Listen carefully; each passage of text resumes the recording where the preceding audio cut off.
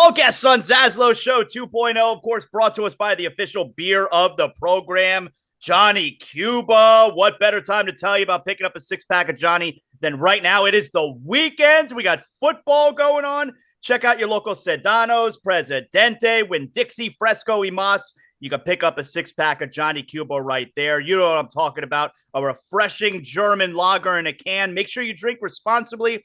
And, of course, don't forget Johnny Cuba's mantra, stay tranquilo. Our guest here, Pablo Torre. He's got a big smile on his face here on a Friday morning. Are you jealous that I got the best beer sponsoring the program here? What are you smiling about? I'm smiling because I can only imagine the levels of tranquilo that you are hawking here on ZASLOW Show 2.0. I am so jealous. Thank you for joining us. I appreciate it, man. And congratulations to you. Pablo Torre Finds Out.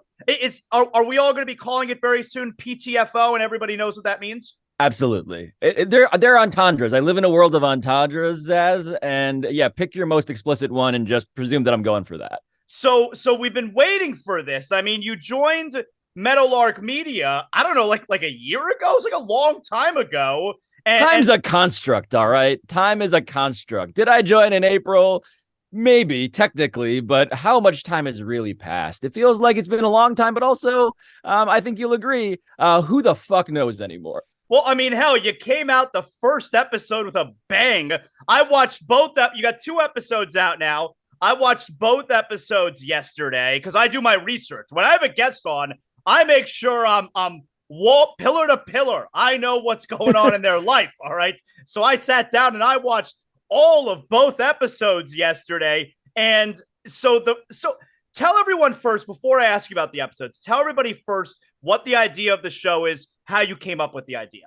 Yeah, so I have been somebody who has always loved hosting stuff. What I did not get to do, though, at ESPN was host a show, develop a show from scratch that actually followed my authentic curiosities. Like, I love like the gas bagging. I love the idea of here are the top sports stories of the day. What do you want to do with them?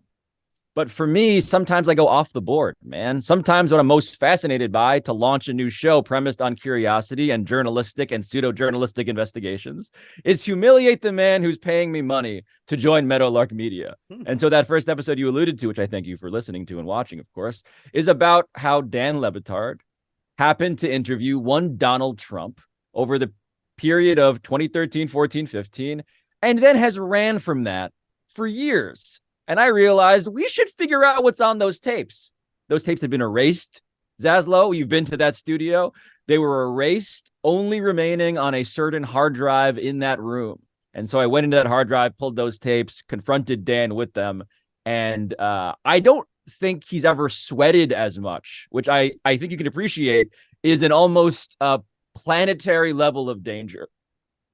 So I want to know, how did it fall on your desk, the idea that, like, because look, back then we were at the same radio station, me and the Le Batard show. I think at that point, I was doing mornings at that point, but we were on the same station. And I remember now, yes, Donald Trump was a recurring guest, but I have thought about that in 10 years. So how did it land on your lap?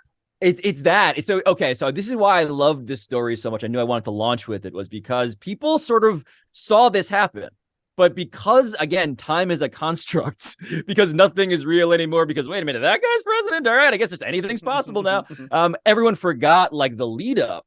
And in the lead up, he was around on Dan's show as a sports talk radio call-in guest.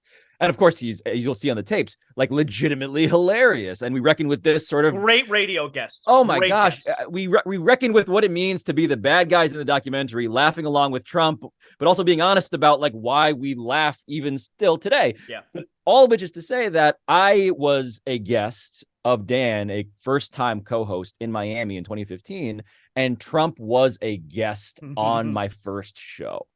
And at that point, again, this was pre-2016, definitionally. And I was like, wait, so why is Donald Trump a guest on this sports radio show, which I knew very little about, based in New York? Me, didn't grow up with it, knew the institution only from afar. And Dan almost casually just told me, like, oh, we have him on the show. He's like a recurring guest. And at that point, I was like, Okay. And then filed it away in the back of my brain. And then when Trump ran, because I had the vantage point of hosting that show with Dan, Trump is a calling guest. Dude, 3 weeks later, he declares his candidacy. And so my vantage point was of the most like fresh eyes on like immediately seeing the connection. And everybody else was like, oh, that was like that. Yeah, that happened at some point, I guess. And they'd forgotten. And I had always had that burned into me. You remembered. Wow. I mean, I did not remember. And I know Trump's an amazing radio guest. And I had no recollection. I mean, once it was put on me again yesterday, I was like, oh, yeah, of course. They used to have Trump on a lot. But I haven't thought about that in years. That's what this is what tickles me about this, is that there are people who have no idea who Dan is, who've never listened to the show, who like got a time capsule of just like American pop cultural history, truly through our weird like family of Levitard show cast and characters. And then there are people who actually lived it and now just feel the burnt out wiring in the back of their brain just activate for the first time, like you. And I'm like, oh, thank God that people forgot about this, because I was hoping that in the fog of history, of course, we forget so many things, including this. And Dan was mortified. Legitimately, like so we're on YouTube. I'm going to show for our YouTube channel, and I encourage you to go just to watch how like Dan is one of the best and most self-deprecating people that I know, right? He will laugh at himself, and it's just an incredible singular skill among several that he has. But this, he didn't know. Like, this is the glory of like, why did I join Meadowlark? Why do I want to do this? What do I want to do with this show? I did not tell him what's on the tapes. He had not heard them in years. I mean, and Dan's memory is already shot. But when did you tell him that this is the first episode without all the details that, he's about to hear? Yeah. So in the lead up to the show, as we're building out our studio in New York, I am telling Dan, like, look, the one episode I want to do, because I had been bugging him about the Trump stuff, like making fun of him directly, like just privately for a while. And I was like, look, I want to do the Trump tapes episode. And he sort of, in that Dan way, Dan is like the worst text messenger of all time. Yeah. And so he like sort of like registered it and like agreed to do it. And I was like flying in and out of Miami to like fill in for him, to co-host with him, as I was like semi-working for Meadowlark Media over the last approximate year, as you put it. And he agreed to do it just after the show one day. And so I sat him down, and he didn't realize, I think in his mind, you'll hear it. You'll almost hear the swinging interrogation light over us. But it was just walking into his own studio, and he was truly blindsided by himself, by what he had done. And you hear Mina Kimes, our friend, called it. Her favorite part was she could hear the ulcers that Dan was having as he was listening to himself. Well, and for you guys out there who are hearing about this and Pablo Torre Finds Out, I would watch it on the YouTube channel like I did yesterday, because you want to be able to see Dan's reaction and the clip. It's really well done. The clips that you guys intersperse in and all of it. It was a really fun first episode. All right, so how are you coming up with the ideas? Like, do you want to say what the next idea is, or is that a surprise? Yeah, no. So truly, this morning, as we've been talking, the third episode dropped. We come out Tuesday, Thursday, Friday, and episode 3 is an investigation, a true rabbit hole that I have spent months working on, dude. Like so Dan has made fun of me, rightfully, like, what are you doing at this company? And quietly, I've just been reporting stories, and I'm trying to get a head start, because the show is when I say pseudo journalistic, I say that truly tongue in cheekly. Like I'm reporting and investigating things. And so today's episode is about the mystery that unfolded when I got a text message that contained a $5 billion check. A check that was used allegedly to bid on the Washington Commanders. And so anyway, there's a lot in there. There's the Imperial Japanese Army is in there. Coach K is in there. Bob Marley is in there. Like the phrase "these nuts" with a Z are in there. Like there's a lot of rabbit holes. I'm not well right now, Zaz. The tranquilo that I aspired to is a function of the fact that I'm not well. My brain is currently that red yarn board from Always Sunny. Like I am just. So how do I decide the stories? I have a long list of like half-baked, semi-stoned ideas that become potentially journalistic real things. And we're going to find out how many of them, and I keep on saying the title of my name unironically, we're going to find out how many of them actually get to be, birthed into the world. That's awesome. Pablo Torre Finds Out. like I said, I mean, you can listen to it, of course, podcast, that whole deal, but I like watching on YouTube. Yeah. You're also going to have, now I watched the episode as well. Dan Soder and Katie Nolan joined you this week. And so are you also going to do episodes where it's just, hey, I'm hanging out with my friends and we're just having fun conversations? Yeah. So to do a weekly like journalistic deep dive is a lot on its own once a week. Some shows do that once a month, and they are very good shows that I love. For us to maintain our sanity, because I shovel coal for Dan Le Batard professionally now and the DraftKings Network, I need to like actually do more than one show a week because I work in sports media. And so I'm trying to do this weird thing of like, how do I do like a fancy journalistic show, but also have fun in a talk show format? And so, yes, once or twice a week, I'm going to do a show format that I call Share and Tell. It's show and tell. I plagiarized our grade school, teachers, and we each bring in one thing that we're obsessed with in that given week. And so on this episode, spoiler alert, Dan Soder turns out to be a 7th and 8th grade best friend, literally the best friend of Mike McDaniel, Dolphins head coach Mike McDaniel. And so he brings in not just a screenshot of like what his friend looks like in Madden, having played him in Madden as a kid, but he brings in all of the stories about how he used to taunt him while playing video games. Mike McDaniel playing video games, by the way, is a real terror, it turns out. Like that guy, I can only imagine the depths to which he was mercilessly just like scamming people with all of these things. It's funny when Dan Soder mentioned, I played the clip for my son. And when Dan Soder mentioned he always played with the Falcons, like, oh, because all of us, if you're around my age, which I think is around their age, we all played Tecmo Super Bowl, which we all look. Madden's a great game, but everybody knows Tecmo Super Bowl is the OG of sports video games. I'm like, oh, he played with Dion. He was the Falcons. He played with Dion. Like, you either play with the Falcons so you could have Dion, or you play with the Raiders so you could have Bo Jackson. That's what that game was. Yes. And so Mike McDaniel using Dion, I like to think that Deion Sanders has had a big week in the sports media. I like to think that Dan Soder's Mike McDaniel using Neon Dion prime time in Tecmo Super Bowl is the best Dion coverage from the week. It's a really fun episode, and I love the clips from Dan's wedding, which, by the way, for people out there listening, Pablo officiated Dan's wedding, and I told you after the ceremony, I was like, that is the best. Is it called officiating? I don't even know what it's called. Like, that was the best officiating I've ever heard from a wedding. You were phenomenal. Dude,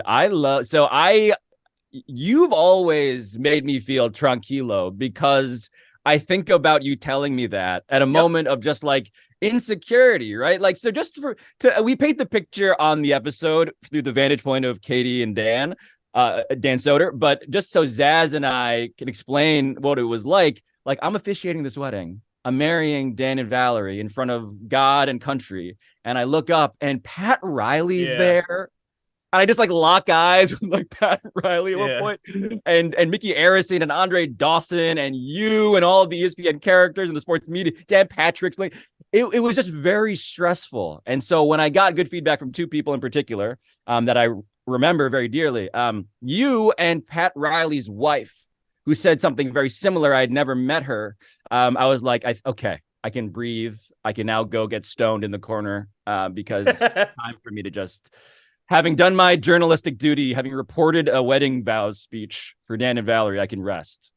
It was phenomenal. And of course, the story goes there where there were no phones allowed. Although I think at the wedding, like at the end of the nuptials, we were allowed to take our phone out because I feel like I have a picture at that point.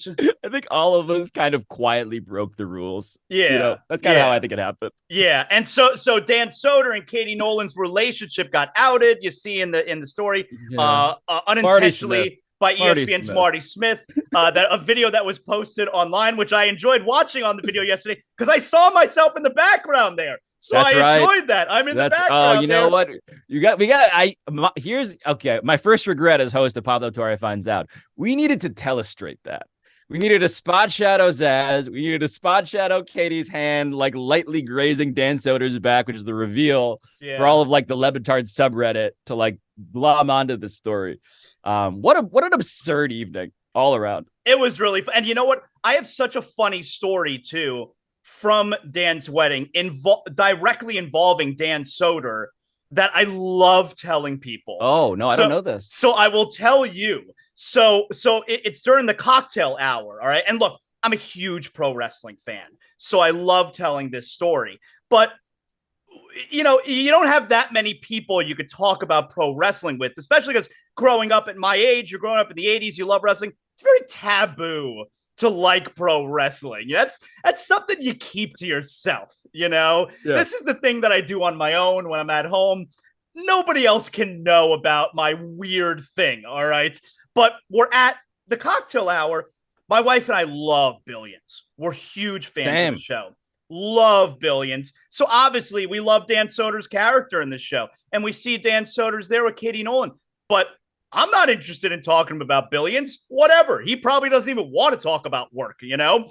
So we don't care about that, or at least I don't care about that part. I happen to know Dan Soder is a huge pro wrestling fan. So what do? I know this is going to work because I know he's probably just like me. I walk straight. Dan Soder's standing there with Katie. And I think also they were standing with Dominique Foxworth and his wife. Like the four of them were talking, makes you know? Sense. And so I just walked directly up to Dan Soder. I don't even introduce myself. I walk right up there. I tap him on the shoulder. He turns to me and go, "Hey, man, let's talk about wrestling." And his eyes light up the way that I knew they would. Because when two people who love wrestling find someone else who loves the taboo thing that they like, and now we can talk about this thing with each other, we're now friends. So we stood there for probably the next 25 minutes talking about wrestling. I believe this. With Katie being so annoyed. She was so annoyed standing there. My wife probably as well. And the two of us just stand there talking wrestling for 25 minutes. Oh, he's by the way, unsurprising to hear all of this. Totally adds up. We also in the episode, because I knew that, of course, Dan Soder is a great wrestling fan, but not just a great wrestling fan, the owner of, I believe, the greatest Randy Savage impression. Yeah. On the planet. Yeah. In the episode, we wind our way to like just having him give a lot of this episode, admittedly, is just me throwing lobs to Dan Soder. Like, hey, what does Marty Smith sound like? Hey, what would Randy Savage sound like if he was giving a speech to your best friend's football team? And Macho Man Randy Savage giving a short stump speech to the Miami Dolphins is just what a delight. Yes, more wrestling, more Dan Soder in that way, please. What's on the agenda for Pablo Torre this weekend with the NFL getting going? What is Sunday like for you in the Torre household? Yeah, my daughter is crying faintly in the background. Imagine her. She's like almost 4 years old. I have YouTube TV. I paid whatever the $1 million to get Sunday ticket through YouTube TV. Here is my checking account number. You tell me how much money I get to keep. Exactly. It's funny how we've gone just over time from like, I'm never going to even use my real name on the internet. I'm never going to give my credit card away, to now I'm just like, sure, have my daughter's college tuition so I can watch 4 games simultaneously. So I'll be watching 4 games simultaneously. My skin will be fusing to my couch in that way that you need to like be forklifted out of your house in those reality shows eventually. Mm-hmm. Like I'm just what I as much as I am the guy who wants to have like the headier, intellectualized, psychedelic approach to like sports, I'm also gonna just sit there, man. I drafted Travis Kelce first in my fantasy in the first round. Excuse me, is my first pick. I'm feeling it. I have Mahomes as my quarterback in the same league. I'm feeling it. Like, not a great day for me. And so I'm going to scrounge around the waiver wire, hoping to find a thing that'll make me not embarrassed to be the sports professional who is losing to some non-sports professionals in a fantasy league. Now, even though you're with Meadowlark Media now, Pablo Torre Finds Out, you're still doing stuff on ESPN, right? You're still doing Around the Horn, that kind of deal? Yes, still doing Around the Horn. We'll do Around the Horn today. Still doing PTI when Michael Wilbon is off on a yacht somewhere with Magic Johnson, I believe, is where he goes when he's not hosting PTI. Yeah, and I'm grateful to do it, man. I still do love that stuff. And that's why, like, in the part, look, not to get too therapy couch with you, but like the part of me that likes to do the sports talk thing is very real. I am honored that I get to haunt people largely on mute from sports bar televisions. And then this new thing is where I get to be the rest of me. Right. And so that's the joy of like, look, this having your own thing, like you do to a certain terrifying extent what you want And that's what Yeah. sweaty Dan Le Batard lured me with, was like, do you want to do what you want? Yep. I thought to myself, I do. Yeah, I do. And also, am I also terrified to hand my college tuition again to another suspicious character? But I'm already doing it everywhere. So here you go. Here you go, Dan. Great job, Pablo. So again, Tuesdays, Thursdays, Fridays, Pablo Torre Finds Out, right? Yes, sir. Please subscribe, rate, review, unsubscribe unto eternity so that the daughter I've referenced shamelessly so many times in this interview can actually go to college. Stay tranquilo, Pablo. Más tranquilo, por favor. Thank you, pal. I appreciate it, man. Thanks, dude.